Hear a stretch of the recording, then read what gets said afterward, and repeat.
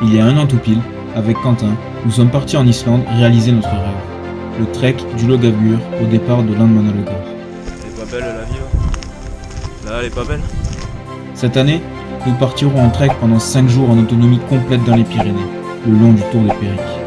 Initialement prévu en 6 jours au départ d'Orlu, nous avons un peu modifié notre parcours pour des raisons que vous comprendrez plus tard dans la vidéo, et nous l'avons donc réalisé en 5 jours.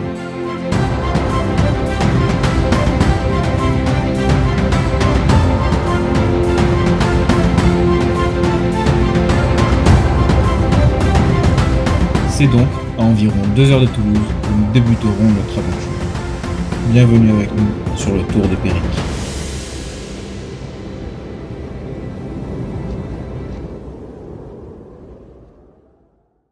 Cette première journée sonne la découverte de la randonnée en montagne pour Quentin. Nous partons pour 5 jours de marche dans les Pyrénées, entre l'Ariège et les Pyrénées-Orientales. Le point de départ, c'est Orlu. Notre objectif aujourd'hui, le refuge d'Ambeille. C'est une portion de la randonnée que je connais bien, et puis j'ai l'habitude de cet exercice, donc pour moi ça va. Quentin, lui, il a un peu de mal à s'acclimater à l'altitude et au dénivelé, mais je sais qu'il va s'y faire. Et puis ça n'empêche pas de kiffer le moment. Est-ce qu'on n'est pas en train de faire une petite pause là, hein? Au cours de la journée, nous sommes passés par une prairie que j'affectionne particulièrement, la prairie d'Angodu. J'aime beaucoup parce qu'ici, et dans toute la réserve d'Orlu, la faune y est riche. Il n'est pas rare d'observer des marmottes et des isards.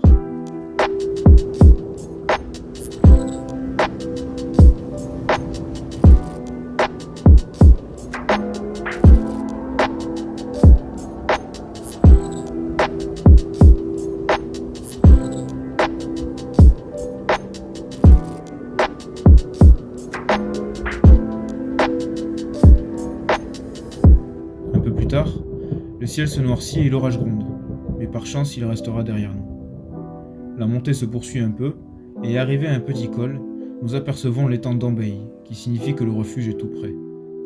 Nous allons pouvoir nous empresser de monter le bivouac et profiter du lieu. J'en profite pour écrire ces quelques lignes sur mon journal de bord. Quentin fait une sieste, et puis comme j'ai oublié mes couverts, on va essayer de se confectionner des cuillères en bois. Bon et pour ma part on essaye de faire une petite cuillère là. C'est pas fou, mais on est dedans. Je pense qu'on est pas très loin d'ici 2-3 jours. À la fin du trek, ça devrait être fini. Nous profiterons ensuite des commodités du refuge pour se prendre une petite bière qu'ils appellent ici la bière méritée. Pour le coup, c'est validé.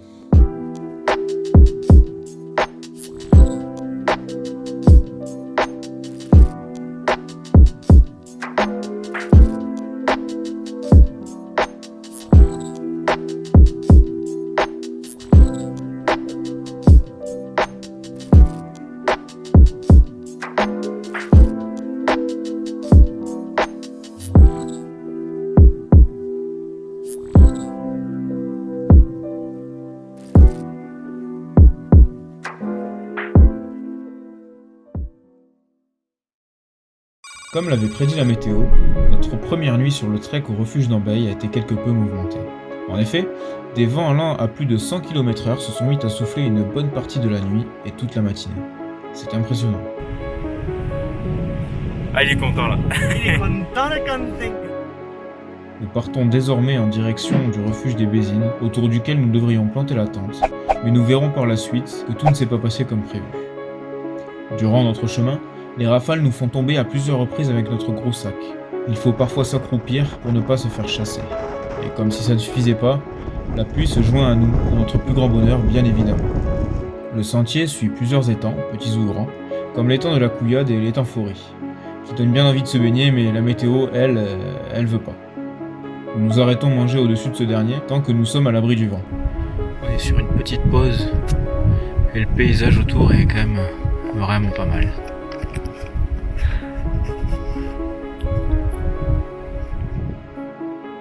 Ensuite, on monte un col qui ouvre une superbe vue sur l'étang de l'Anou ainsi que le pic Carlite. Puis, nous partons en direction du col de la Coum Daniel. S'ensuit une longue descente vers le refuge des Bézines. Ouais on vient de se faire refouler par le refuge des Bézines. Soi-disant il faut prendre le repas au refuge pour avoir une place de camping. Du coup, comme si on n'était pas assez mort aujourd'hui, on prend de l'avance pour demain. Voilà. Après avoir rapidement étudié la carte, nous décidons donc de poursuivre. L'objectif est ambitieux, on l'estime à 3 heures de marche et la nuit risque de bien vite tomber. Par contre, on a l'avantage d'être autonome en tout point. Dans la nuit, les vaches sont venues se balader autour de la tente. Toute la nuit, on les a entendues se prendre les pattes dans les cordages, lécher ou encore uriner sur la toile. Le pire était peut-être de les entendre brouter toute la nuit avec leurs cloches. On a eu peur de se prendre un coup de patte ou même carrément une vache sur la tronche.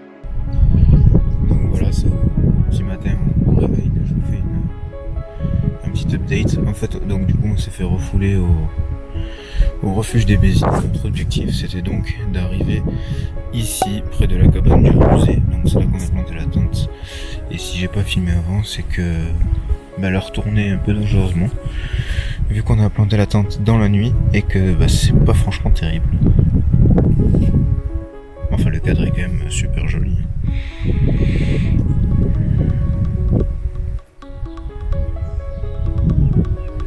Malgré toutes les péripéties de cette journée, elle a été d'une grande richesse. Ça nous a vraiment permis de sortir de notre zone de confort et de mettre en pratique notre autonomie en trek et notre improvisation. Au final, nous avons marché 15 km, 1045 mètres de dénivelé positif et 753 mètres de dénivelé négatif.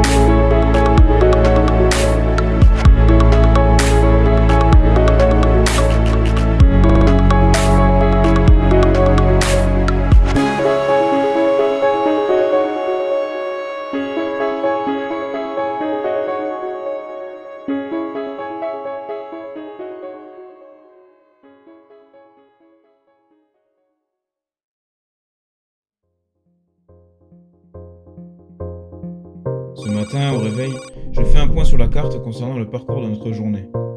Quitte à avoir gagné une demi-journée hier, autant en gagner une autre aujourd'hui et terminer le trek un jour plus tôt. C'est pourquoi nous chanterons le lac des Bouillouzes en empruntant un bout du tour du Cap Cyr, pour nous éviter de descendre tout le lac puis de le remonter directement pour se diriger ensuite vers le refuge des Camporelles. Hier soir, en arrivant vers notre bivouac à la cabane du Rousset, nous manquions d'eau. Les cours d'eau alentour étaient tous impropres à la consommation et le premier potable était à 20 minutes de marche. Tant pis. Heureusement que des randonneurs qui passaient la nuit dans la cabane nous en dépannaient d'un peu d'eau et de thé. Du coup, nous partons en direction du lac des Bouillouzes en passant par la Portella de la Grava. Sur le chemin, on croise un ruisseau qui nous permet de remplir nos gourdes. Arrivés au-dessus du lac, nous faisons une pause repas au bord d'une super jolie rivière à l'ombre des sapins. Puis, nous poursuivons notre chemin à travers les forêts domaniales des Camporelles et là, le décor change complètement. Le paysage est vaste, avec beaucoup de montées et de descentes, beaucoup de sapins, bref. Le genre de lieu que j'affectionne particulièrement. En se retournant, nous avons une superbe vue sur le lac des Bouillouzes. Tout d'un coup, un grand étang se distingue à travers les arbres. Ça y est, nous sommes arrivés au refuge des Camporelles, et avec une journée d'avance. On file planter notre tente, comme ça c'est fait, puis on part profiter d'une petite bière et d'une part de tarte aux myrtilles en contemplant ce paysage exceptionnel. Devant nous se dressent le petit et le grand Péric, auquel le reflet se dessine dans l'étang. Je passe ensuite un moment seul, isolé, à profiter de ce qui est autour de moi. J'ai la sensation d'être à ma place, d'être là où je dois être. Ici je me sens bien, ici je me sens serein.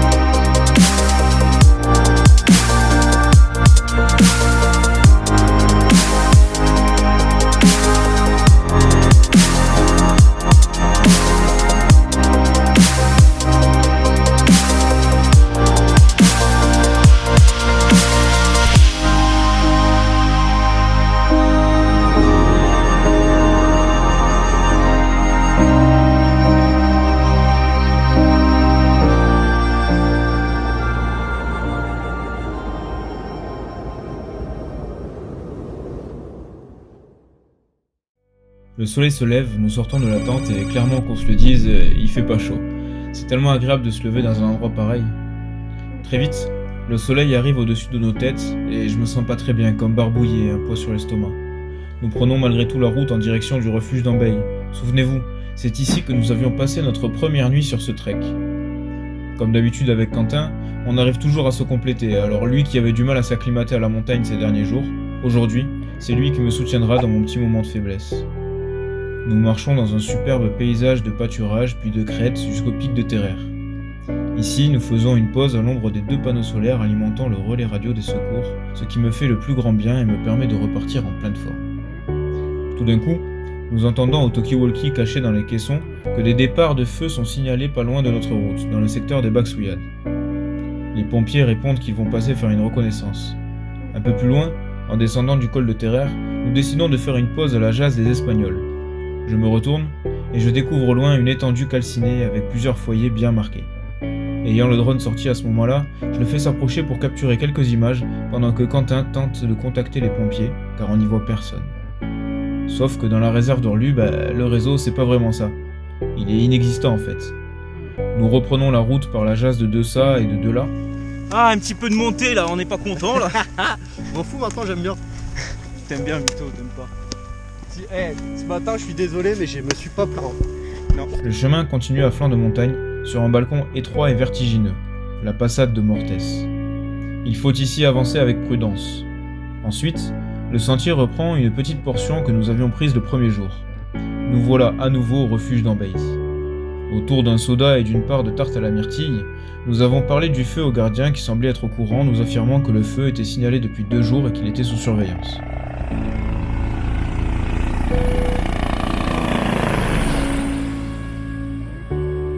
Une fois le bivouac installé, nous en profitons pour aller nous laver dans les temps d'Ambeille, et franchement, Allez. ça fait un bien fou. Putain, j'ai pas envie. Allez.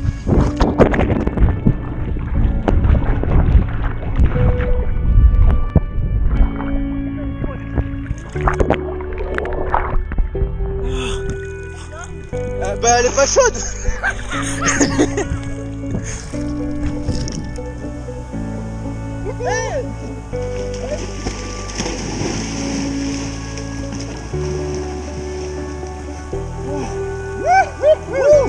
Bon, je vous cache pas que l'eau est franchement froide, mais c'est tellement bon, surtout partagé avec un super pote. Allez-y, partez entre amis, découvrez-vous, amusez-vous, profitez de la nature autour de vous parce que selon moi, ce sont des instants de partage inestimables.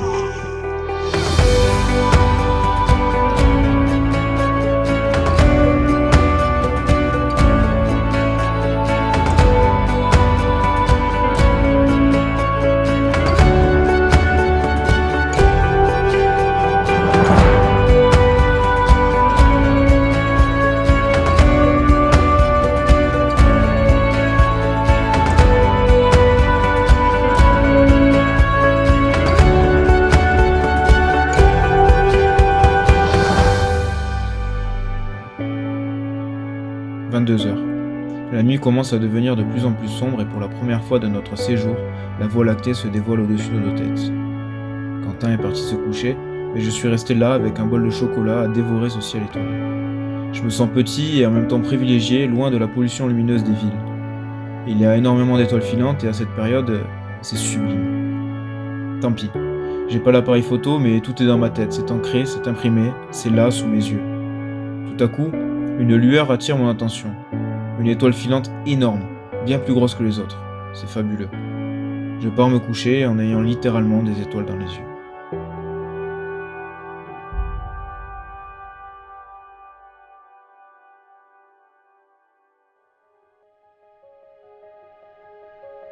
Aujourd'hui, je ne vais pas vous raconter cette 5e journée qui est assez semblable à la première, mis à part que cette fois-ci, nous descendons.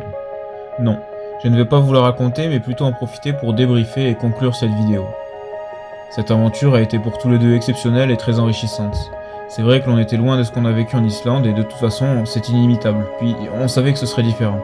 L'expérience a été difficile par moments, mais ça n'enlève pas ce côté magique que procure le trekking. Je retiendrai surtout l'entraide, l'autonomie, l'improvisation, l'adaptation et tous ces paysages magnifiques. Personnellement, j'ai été vraiment heureux de vivre cette expédition avec Quentin. C'est un duo qui fonctionne à merveille et c'est pour ça que je tenais à le remercier particulièrement. C'est vrai que j'ai de la chance d'avoir les Pyrénées proches de chez moi et j'en profite beaucoup, mais il ne faut pas oublier que nous avons tous, et ça sans aller très loin, des lieux d'exception à découvrir. C'est la raison pour laquelle cette année, outre ce fichu virus, nous avons décidé de partir en France, dans cette région qui est la mienne. C'est aussi le but de cette vidéo, vous inciter à l'aventure, à visiter et à explorer ce qui est autour de chez vous, que ce soit seul, entre amis ou en famille. Il n'y a pas toujours besoin de matériel très cher, pas toujours besoin d'aller très loin ou de partir longtemps. Tout le monde peut en profiter à sa façon, et c'est ça qui fait le charme de la randonnée et du trekking.